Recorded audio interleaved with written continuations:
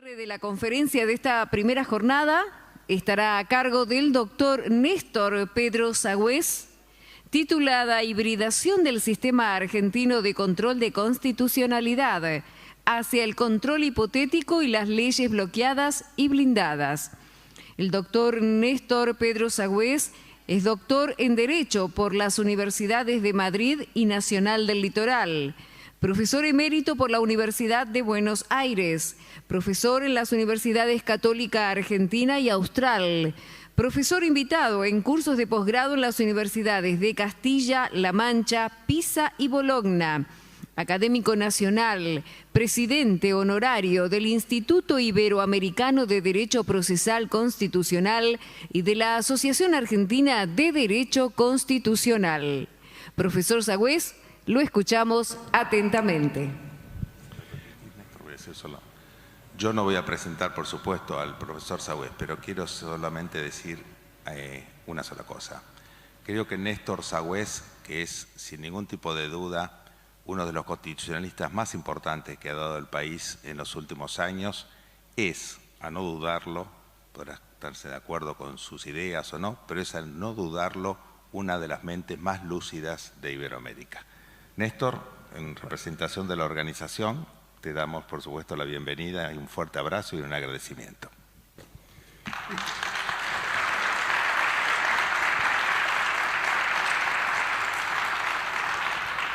Bueno, no sabía que el doctor Amaya, aparte de inteligente, ilustrado y ser un jurista de primera, era un poquito mentiroso. Pero bueno, uno se va enterando poco a poco. Me siento muy contento de estar aquí entre todos ustedes.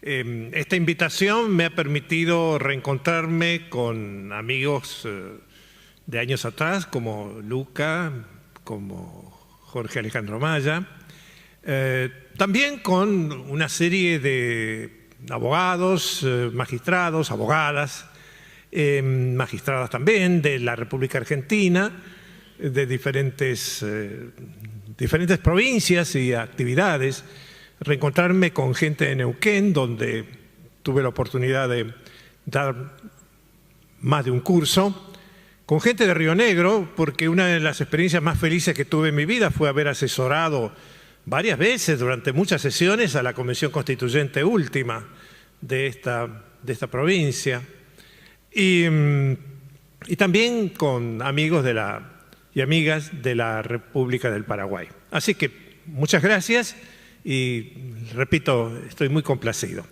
Bien, el tema que vamos a abordar es un tema álgido, es un tema importante y voy a reconocerlo de entrada, es un tema sumamente polémico, harto discutible, de tal modo que nada de lo que aquí se diga va a tener pretensiones de dogma de infalibilidad. Todo es absolutamente controvertible. Es también un tema algo provocador, lo reconozco. Es decir, algunos no estarán conformes y tienen todo el derecho de serlo con las ideas que voy a proyectar. En concreto me voy a referir a lo siguiente. El meollo de la charla va a ser demostrar que la Corte Suprema Argentina ha emprendido una campaña nomogenética, es decir, generadora de normas, realmente asombrosa a lo largo de su historia, pero especialmente en los últimos lustros.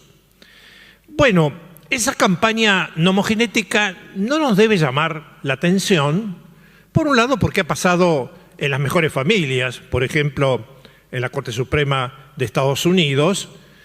Por otro lado, porque nos estamos manejando con una Constitución Nacional de 1853-60, que si no es remozada, corre el riesgo de convertirse en una Constitución jaula, en una Constitución prisión. Por lo tanto, no hay de extrañar ciertos remozamientos practicados por la Corte Suprema más allá de la Constitución, más allá de las leyes que regulan su actividad. Por lo demás, también en el derecho comparado, la gestión homogenética de las Cortes y de las salas constitucionales es un hecho que ya no podemos negar. Es decir, Las Cortes y Salas Constitucionales han pasado de ser un legislador negativo solamente para convertirse en lo que Hans Kelsen ya vaticinaba, legisladores positivos o legisladores activos. El problema actual es, los límites de ese hiperactivismo judicial. Esa tal vez será la cuestión que voy a dejar para el insomnio de todos ustedes, ¿no? Preguntarnos, ¿y cuáles son las fronteras de esta producción nomogenética de nuestra Corte Suprema? Me voy a referir a 3 episodios para honrar el título. Uno va a disertar precisamente sobre los efectos expansivos de la doctrina de la Corte Suprema de Justicia de la Nación, lo que ha generado, entre otras cosas, la emisión directa de normas por la Corte Suprema y la aparición de, en el plano de las reglas subconstitucionales, las leyes, por ejemplo, de normas subconstitucionales bloqueadas y de normas subconstitucionales blindadas. Esa será una parte y vamos a tomar como para ello un caso testigo, el caso Farina del 26 de diciembre del 2019. La segunda dimensión, el segundo episodio, la segunda fotografía, va a ser la aparición la confirmación, la consolidación del control de constitucionalidad que llamo oblicuo de nuestra Corte Suprema o por nuestra Corte Suprema de Justicia, traducido últimamente en lo que también denomino el control preventivo y más que preventivo, hipotético de constitucionalidad. Para eso vamos a tomar el caso Cristina Fernández de Kirchner como presidenta del Senado de la Nación, fallado en abril del año 2020. La tercera foto va a versar sobre algo de nuestros días, hoy en rigurosa actualidad, y sobre lo cual justamente hoy también aparece un artículo mío en La Nación Digital, respecto de la resurrección de normas derogadas por el Congreso por parte de nuestra Corte Suprema de Justicia, en el caso Colegio de Abogados de la Ciudad de Buenos Aires, lo que técnicamente se llama de una manera que los argentinos no estamos habituados a denominar, la revivificación de normas. Un asunto, como digo, harto polémico, con implicancias políticas mayúsculas y que resulta tan atractivo como también conflictivo y provocador. Esas son las 3 partecitas de mi charla, todos ceñidos naturalmente al tiempo que nos domina. Esto no va a ser una conferencia magistral, con suerte un telegrama magistral, si me permiten la comparación con el servicio de correos y telecomunicaciones. Bien, vamos a lo primero. Los efectos expansivos de la doctrina sentada por la Corte Suprema de Justicia de la Nación a través, digamos así, de su actualización en el caso Farina. Es un caso que ha merecido valiosos comentarios y quiero destacar el de Sergio Baroto, precisamente, que apareció con uno mío también en la revista La Ley hace un par de años. Bien, en este caso, la Corte Suprema de Justicia de la Nación viene a reiterar una doctrina que ya había gestado en una serie de pronunciamientos anteriores en torno a que los demás tribunales del país deben seguir los lineamientos jurisprudenciales sentados por la Corte Suprema de Justicia de la Nación. Ahora bien, ¿cuáles son las novedades de Farina, los aportes, la actualización? El primero es que enfatiza mucho el porqué de ese seguimiento. Lo subraya, lo destaca, lo mantiene, lo consolida, quizás lo incrementa. En segundo término, porque tal vez por primera vez fija su doctrina de manera más precisa. Esto es obligatorio. Eso me parece un aporte, digamos así, significativo. En tercer lugar, porque fija también, amojona con más cuidado los límites de ese seguimiento y saca el látigo y determina los castigos por el no seguimiento. O sea, ¿qué pasa si un tribunal incumple con esa directriz?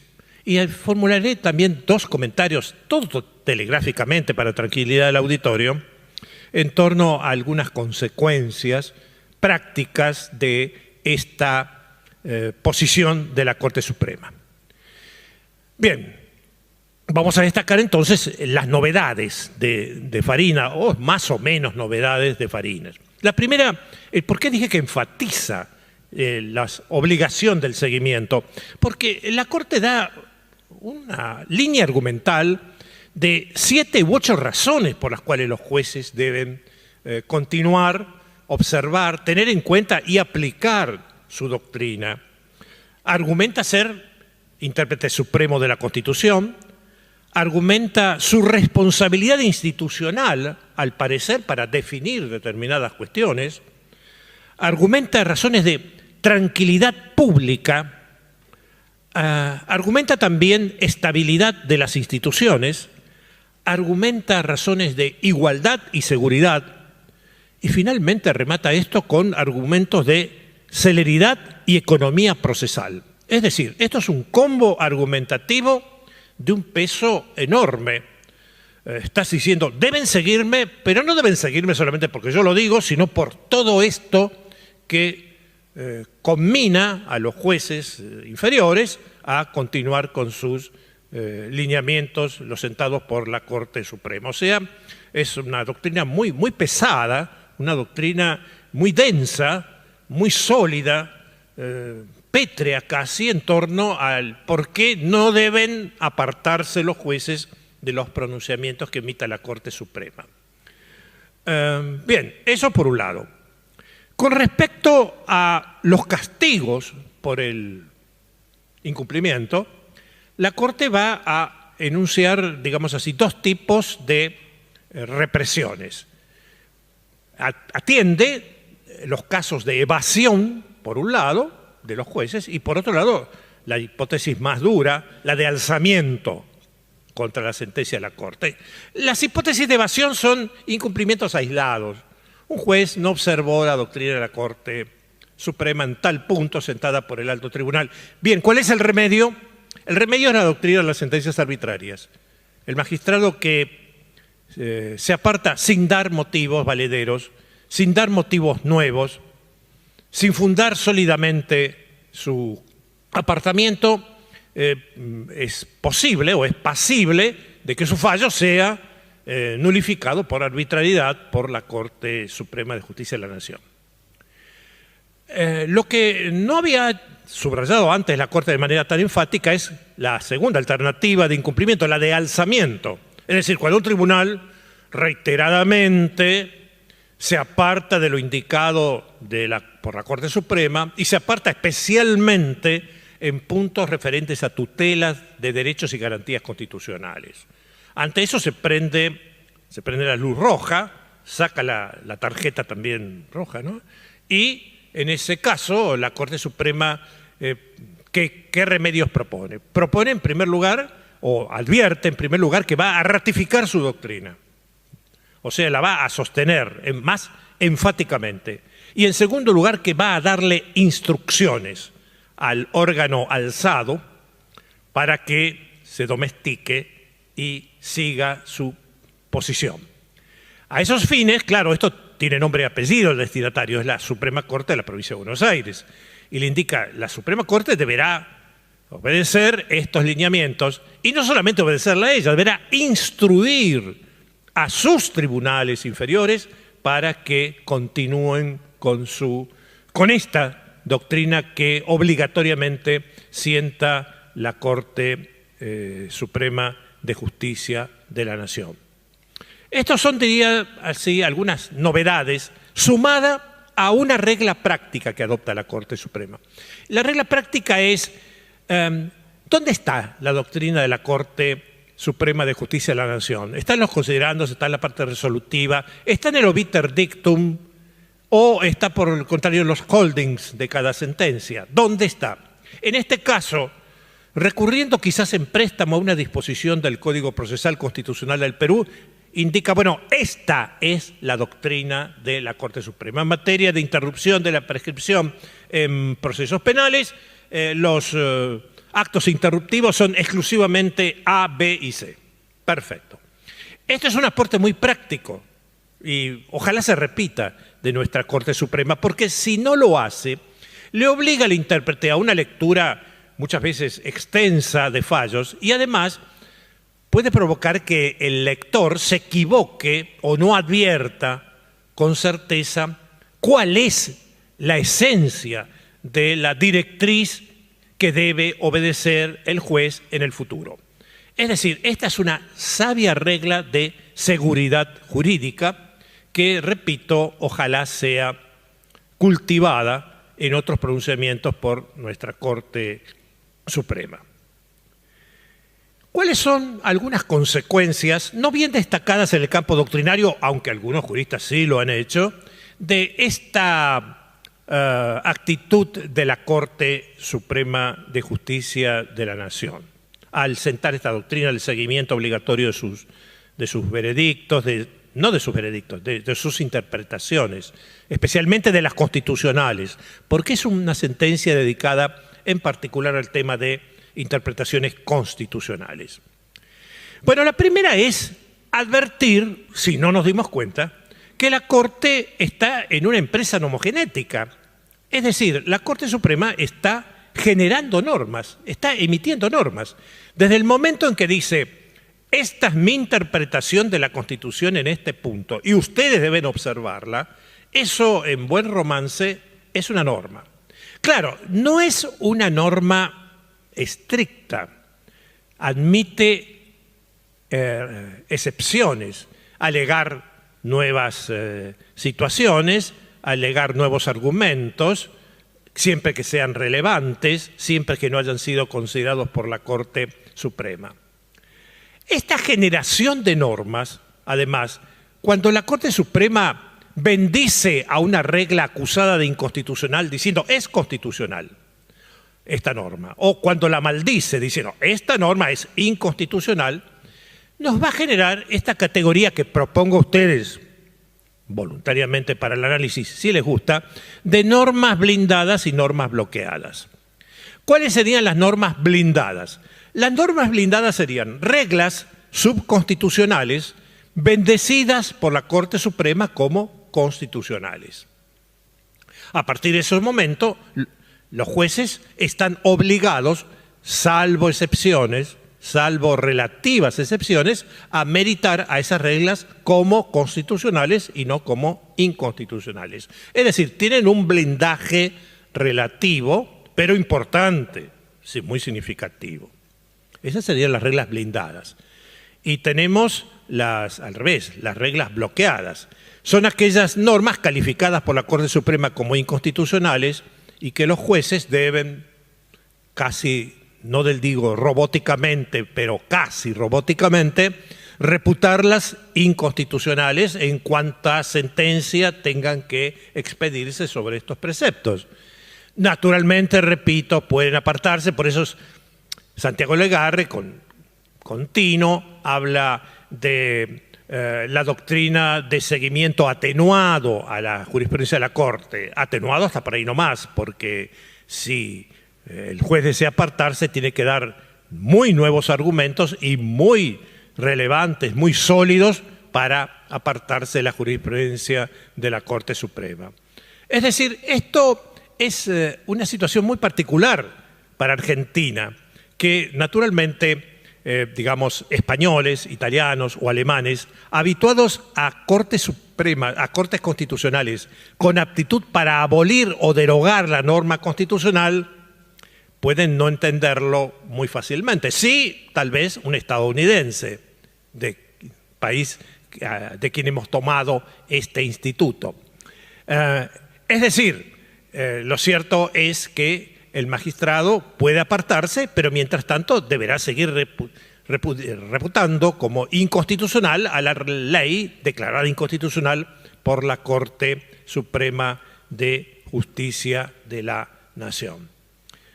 este sería el balance, digamos así, final que podemos hacer, muy breve, muy concreto, en torno a la figura que estamos considerando sobre los resultados de esta actividad nomogenética de la Corte Suprema, con un agregado también significativo.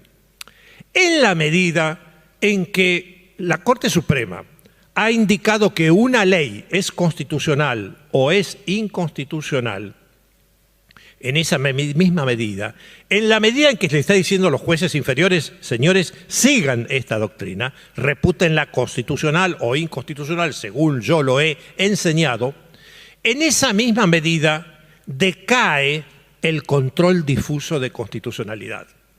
Es decir, el juez inferior, en buena medida, pierde libertad de decisión, puesto que no podrá decir: la ley declarada inconstitucional por la Corte Suprema es constitucional, salvo que dé, insisto, nuevas razones, nuevos argumentos muy sólidos, muy relevantes, muy de peso para poder así hacerlo.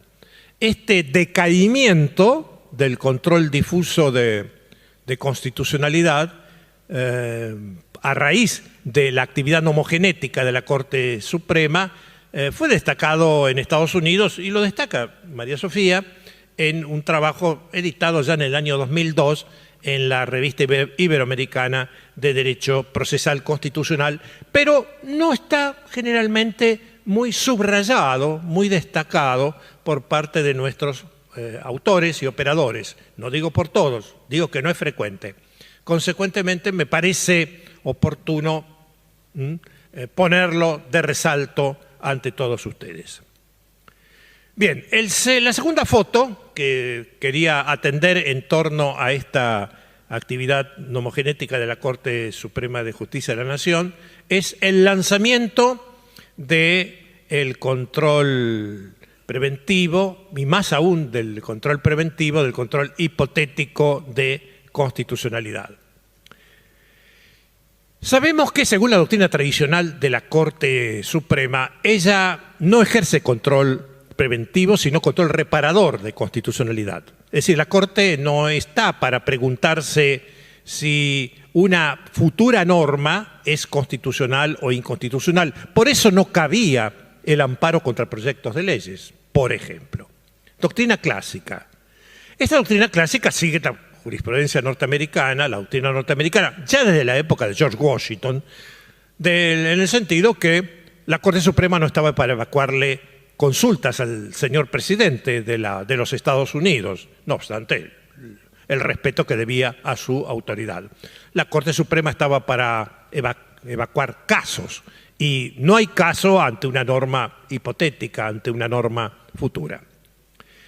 Sin embargo, en el caso Cristina Fernández de Kirchner, actuando como presidenta del Senado, nos encontramos con una acción declarativa de inconstitucionalidad donde precisamente la vicepresidenta de la Nación y presidenta, por tanto, nata del Senado, inquiere a la Corte Suprema si la convocatoria a sesiones virtuales es o no constitucional. Un argumento de la vicepresidenta de la Nación y presidenta del Senado es que, como hay planteos de inconstitucionalidad ante una futura posible ley, si se aprobaba en sesiones virtuales y no en sesiones presenciales, quería disipar previamente si esas sesiones remotas o virtuales serían o no constitucionales. Muy bien. En este fallo nos encontramos con algo muy particular, y es que los dos votos básicos en el mismo rechazan la acción instaurada por la señora presidenta del Senado, argumentando que no hay causa, no hay demandado, no hay controversia, y por lo tanto la acción in limine no es procedente. Sí, no es procedente, pero sin embargo entran los votos a expedirse sobre el fondo del asunto. Para expedirse sobre el fondo del asunto hay dos líneas argumentales sostenidas por dos votos diferentes. Uno, el que debería ser el voto mayoritario, invoca en realidad, sin decirlo así expresamente, una excepcional situación de estado de necesidad. Alude a la pandemia, alude a la imposibilidad de sesionar regularmente, tradicionalmente, el Congreso, y por lo tanto, si bien estima que la acción debe rechazarse, expone que la Corte no puede ser indiferente ante esa situación excepcional, que la Corte tiene que dar respuestas útiles, que la Corte no debe dar respuestas en el vacío astral, sino ante realidades concretas que merecen dilucidarse, y consecuentemente entiende que la convocatoria a sesiones virtuales es una facultad exclusiva del Congreso, más aún una suerte de cuestión política no justiciable, sobre la cual no debería expedirse la Corte Suprema. Por lo tanto, a contrario censo, concluye que la convocatoria es viable. A esto le llamo control oblicuo, es decir, rechazo la acción pero me expido sobre la cuestión de fondo. Es un control oblicuo. Y es un control también no solamente preventivo de constitucionalidad, es un control hipotético, porque no había norma prevista, no había texto normativo en danza, no había siquiera un proyecto de la presidencia del Senado convocando al Senado a sesiones virtuales o remotas. No obstante, la Corte se expide lo mismo.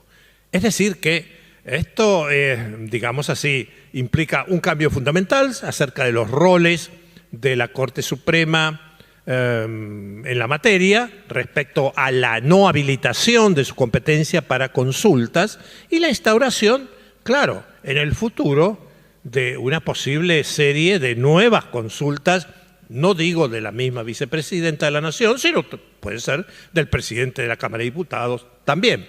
Es decir, debemos advertir que en el derecho procesal constitucional nada es gratuito, todo tiene su costo, y uno de esos costos es prevenir el futuro, y el futuro puede indicar que el ámbito de las consultas, siempre que hubiera una cuestión excepcional, léase estado de necesidad genuino de por medio, justificaría la apertura de la competencia de la Corte Suprema, competencia que había sido discutida en esas mismas actuaciones por el dictamen del Procurador General, porque entendía que no era causa de competencia originaria y exclusiva del Alto Tribunal, simplemente porque no estaba como demandado ninguna provincia, ningún embajador, ningún cónsul, ni ningún ministro plenipotenciario. El voto del doctor Rosati indica que también debe rechazarse la acción, pero también se expide sobre ella. Claro que utiliza otro argumento. No es tanto el estado de necesidad, es el principio de colaboración de los poderes. El principio de colaboración de los poderes ya había sido mencionado en otros casos por la Corte Suprema. O sea, no es que se invente para este caso. No. La Corte había indicado con acierto que hay ciertos principios no escritos en la Constitución, pero que hacen a la funcionalidad del sistema político. Y uno de ellos, como el de lealtad federal, es el de colaboración entre los poderes. Los poderes no están para bloquearse, los poderes no están para destruirse, los poderes están para coadyuvar en la gestión de gobierno. Y en este caso el juez Rosati entiende que es bueno que en este caso la Corte ilumine la temática y entonces anticipe que la convocatoria, de acuerdo a su criterio, coincidiendo con el de voto mayoritario, no viola la Constitución. Es decir, que por dos canales diferentes, una suerte de estado de necesidad, por un lado, y por el principio de colaboración de los poderes, se arriba también a un resultado semejante. La Corte se expide. Esto importa, como digo, un paso también nomogenético muy significativo. Bueno, el tercero y último, para tranquilidad del auditorio, es el fallo del 16 de diciembre del 2021, en el caso Colegio de Abogados de la Ciudad de Buenos Aires, un expediente donde la Corte Suprema tardó 5 o para otros 6 años en expedirse en una acción declarativa de inconstitucionalidad. He escrito más de una vez que la tesis de que la Corte no tiene plazos para expedirse me parece una tesis absolutamente antirrepublicana y absurda. Una leyenda urbana la califiqué en un artículo que también publiqué en La Nación. Pero lo cierto es que leyenda urbana, fake news o como la quieran llamar, es una tesis que parece el tribunal la aplica. Y en este caso la aplicó durante un lapso realmente prolongadísimo e inexplicable. Algunos llaman a eso cintura política. Bien. En este caso, la Corte Suprema de Justicia de la Nación va a resolver, restaurar, resucitar normas derogadas por artículos derogados por la Ley 26.080, que es declarada inconstitucional. Es decir, se trata de una norma, la 26.080, que sustituyó, modificó artículos de las leyes 24.937 y 24.939. La 24.939 es una ley correctiva de la ley 24.937. Es también un engendro muy particular de nuestra fábrica legislativa, ¿no? Las leyes correctivas. Pero bueno, es la que modifica el número de integrantes de la Corte, del Consejo de la Magistratura, de 19, texto 24.937 pasa a 20 en la 24.939. Bien, el tema que plantea aquí el fallo de la Corte Suprema es un tema muy controvertido, muy polémico, que ha provocado una tormenta política que no puede desconocerse en torno a si una Corte Suprema, al declarar una ley, al declarar inconstitucional una ley que había derogado, vamos a poner a otra, implica o no esa declaración de inconstitucionalidad la resurrección de la norma derogada. Bien, problema que dije que técnicamente, sofisticadamente, se llama revivificación. Para eso es interesante una ojeada al derecho comparado. Es ilustrativo esa inspección que vamos a hacer. La inspección muestra que en numerosas cortes constitucionales,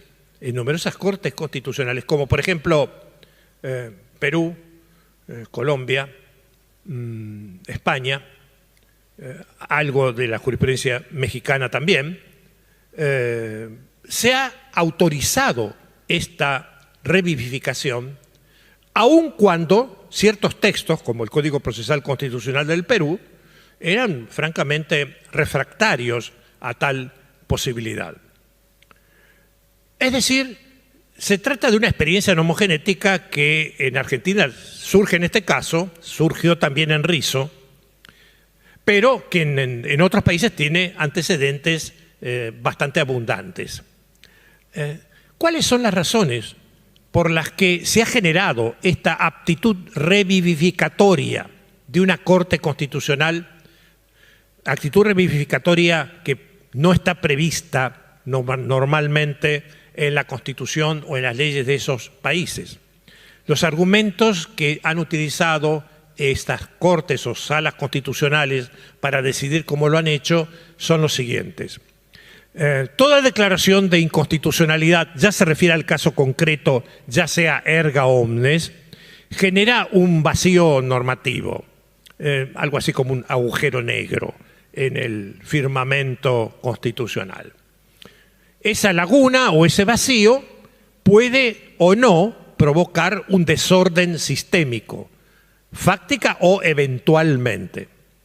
Si ese efecto, ese vacío sistémico, si ese agujero negro es sumamente dañoso y hasta puede ser más dañoso que mantener la norma inconstitucional, en tal supuesto, por una suerte de estado de necesidad, el Tribunal Constitucional puede restaurar la norma derogada por la ley declarada inconstitucional, repito, no por amor al arte, no por capricho, no por hobby, no por deporte, sino para asegurar la funcionalidad de la Constitución.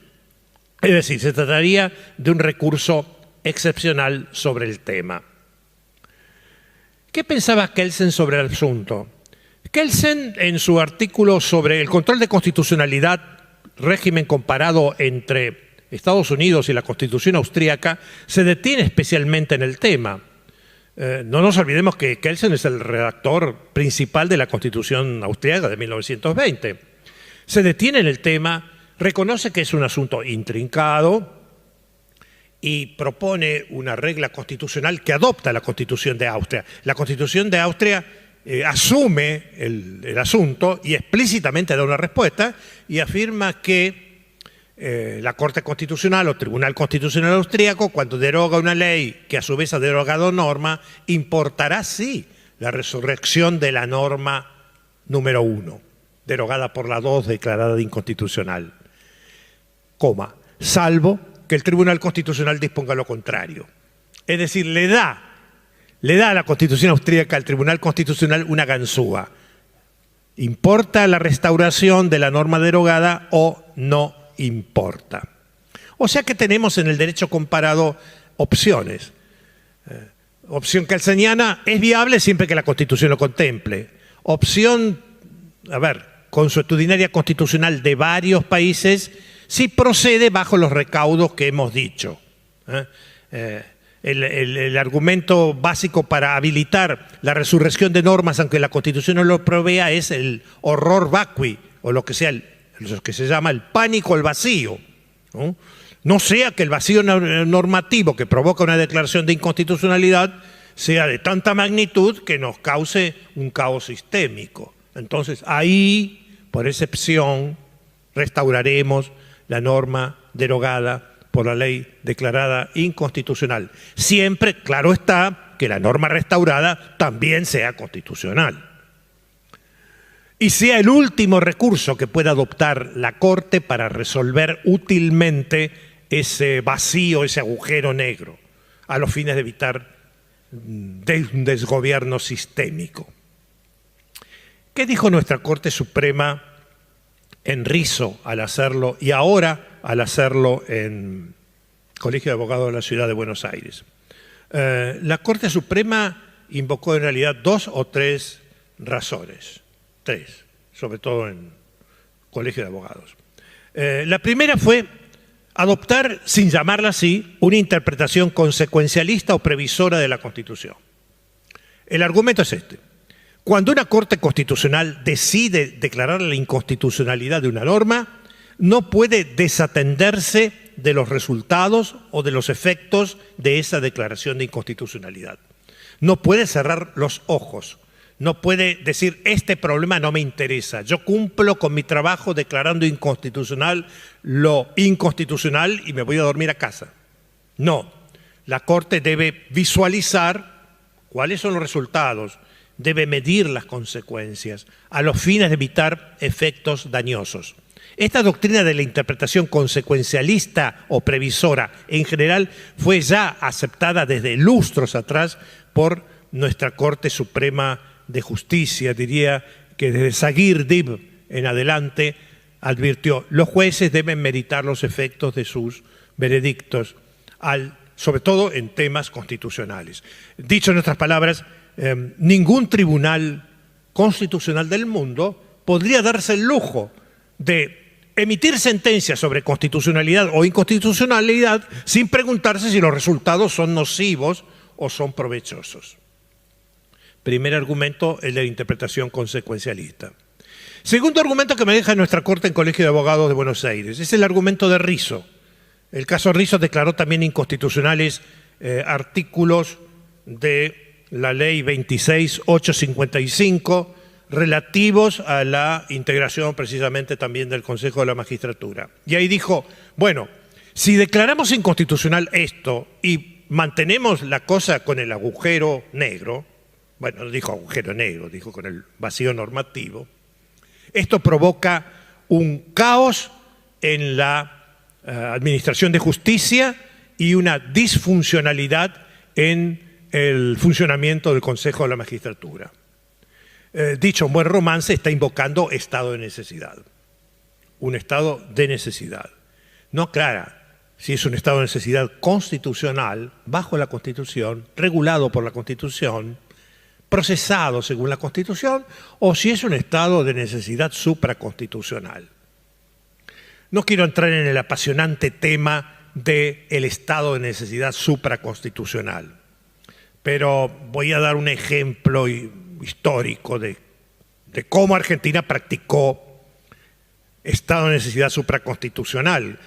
El artículo 3 de la Constitución de 1853 determinaba que las autoridades del gobierno federal residían en la ciudad de Buenos Aires.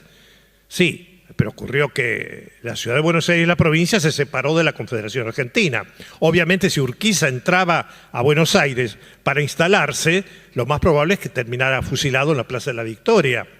Entonces, con cierto instinto de conservación muy explicable, declararon capital de la Confederación a la ciudad de Paraná, en contravención a la Constitución. Claro, porque había imposibilidad material de cumplimiento de la Constitución. Un caso bastante notorio de estado de necesidad supraconstitucional por imposibilidad material de cumplimiento de la Constitución. Y les doy un ejemplo de estado de necesidad supraconstitucional por imposibilidad racional de cumplimiento de la Constitución. Cuando Buenos Aires se reincorpora después de la segunda batalla de Cepeda a la Confederación mediante el Pacto de San José de Flores, 1859, demanda la reforma de la Constitución de 1853. La Confederación acepta, Pacto de San José de Flores. Perfecto, tutti contenti, la Constitución se va a reformar. Sí, pero el artículo 30 de la Constitución de 1853 prohibía la reforma constitucional hasta el 9 de julio de 1863. Entonces nos quedaban dos caminos. O cumplíamos con la Constitución y el país tenía que esperar 3 años para unirse, o uníamos el país y, bueno, no mirábamos con mucho cuidado esa fecha del artículo 30. ¿Se imaginan ustedes cómo se resolvió la duda? Nadie se opuso, Sarmiento fue terminante, esta exigencia, esta veda de reforma constitucional debe considerarse como no leíble, porque la Unión Nacional está por encima del artículo 30 de la Constitución Nacional. Bien, no aclara nuestra Corte Suprema en Colegio de Abogados de la Ciudad de Buenos Aires si está manejando un estado de necesidad bajo la Constitución o un estado de necesidad supraconstitucional. Tal vez en un futuro caso debiera así aclararlo. Es lo más antipático, desde luego, afirmar o insinuar que puede haber un estado de necesidad supraconstitucional. La Sala Constitucional del Tribunal Supremo de Venezuela la ha empleado, lo ha reconocido y ha editado un folleto sobre el estado de necesidad supraconstitucional. Claro que es un ejemplo tal vez no digno de imitarse. No es precisamente el epítome del Estado de Derecho, la República Bolivariana en cuestión. Bien. Entonces dije 3 situaciones, 3 argumentos de la Corte Suprema en Colegio de Abogados de Buenos Aires: interpretación consecuencialista y previsora; 2, estado de necesidad; y el tercero, el precedente, Rizzo. El precedente Rizzo. Rizzo dispuso esto. Claro, el voto en disidencia parcial del juez Lorenzetti dice sí, pero en Rizzo se restauró una norma derogada hacía 1 año o meses. Aquí se está restaurando una norma derogada hace 16 años. Bien, es un argumento, cuidado, digno de peso, opinable, discutible. Se le podría responder que sí, la declaración de inconstitucionalidad es viable de la ley derogante. La ley derogada debe resucitar, no importa que haya sido derogada hace mucho o hace poco tiempo. Podría decirse. O sea, la declaración de inconstitucionalidad de una norma no depende de la antigüedad de la norma que estamos visualizando, ni su resurrección. Claro, algunos dirán, pero usted ha mencionado antecedentes del Tribunal Constitucional del Perú, de la Corte Constitucional de Colombia, del Tribunal Constitucional de España, de la Corte Suprema de Panamá, pero son antecedentes de órganos judiciales que pueden dictar sentencias, y dictan sentencias erga omnes, con efectos derogatorios, quedan abolidas las reglas constitucionales. En cambio, en Argentina, la norma se inaplica solo para el caso concreto, hasta por ahí nomás, ¿no? Ya hemos visto que las sentencias de la Corte tienen efectos expansivos, por un lado, y además la Corte Suprema, en algunos casos como Gregolinsky y sus citas, son 10 fallos los que cita aproximadamente, indicó que en el régimen argentino, es un fallo que ya tiene más de 3, 4 décadas, cuando un juez argentino declara inconstitucional a una ley, debe resolver el caso como si esa ley declarada constitucional no hubiera existido. No hubiera existido. Es decir, para el caso bajo solución, le da efectos et nunc, retroactivos. El juez tiene que resolver la causa como si esa norma declarada inconstitucional no se hubiera sancionado.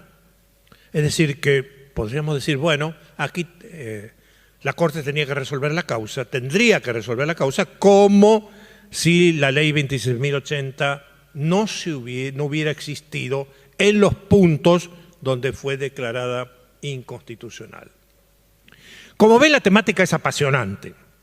La temática es apasionante. Veremos en el futuro cómo prospera toda esta ofensiva. Al decir ofensiva no digo que sea ilegítima, de la Corte Suprema de Justicia de la Nación. Porque todo esto implica, toda esta actividad nomogenética, implica mutaciones por adición a la Constitución Nacional y a las leyes vigentes sobre la competencia de la Corte. O sea, la Corte está ejerciendo, está creando normas, está ampliando sus competencias. Una pregunta, tal vez la del millón, sería, ¿y cuál será el destino de esto? ¿Qué pasa con las interpretaciones mutativas por adición, por agregado? La interpretación mutativa es la que deja el texto como está, pero le cambia el contenido. En este caso lo está incrementando. Podría reducirlo por una interpretación mutativa por sustracción, pero en este caso son agregados. La Corte dice, bueno, hoy tengo más competencias que la que tenía ayer. Señores jueces inferiores, sigan mi doctrina. No hay ninguna regla constitucional que lo establezca, pero yo lo digo así, por esto y por esto. Puedo restaurar normas derogadas, por esto y por esto. Puedo expedirme, aunque rechace la acción, si hay alguna razón de estado de necesidad o de colaboración de los poderes, por esto y por esto y por esto. ¿Cuál será la suerte de eso? La suerte de las interpretaciones mutativas depende de 2 o 3 factores claves. Muchos de ellos son estudiados por la sociología jurídica, más que por las normas jurídicas.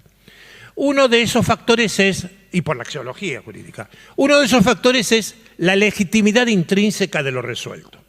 A ver, ¿es bueno, es justo, es adecuado, es correcto que la Corte Suprema exija que los demás tribunales sigan sus directrices?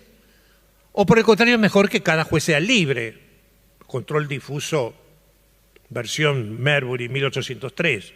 ¿Qué es mejor? Bueno, aquí esto nos conecta con otra pregunta. ¿Qué opina la gente? ¿Cuál es el consenso en la materia?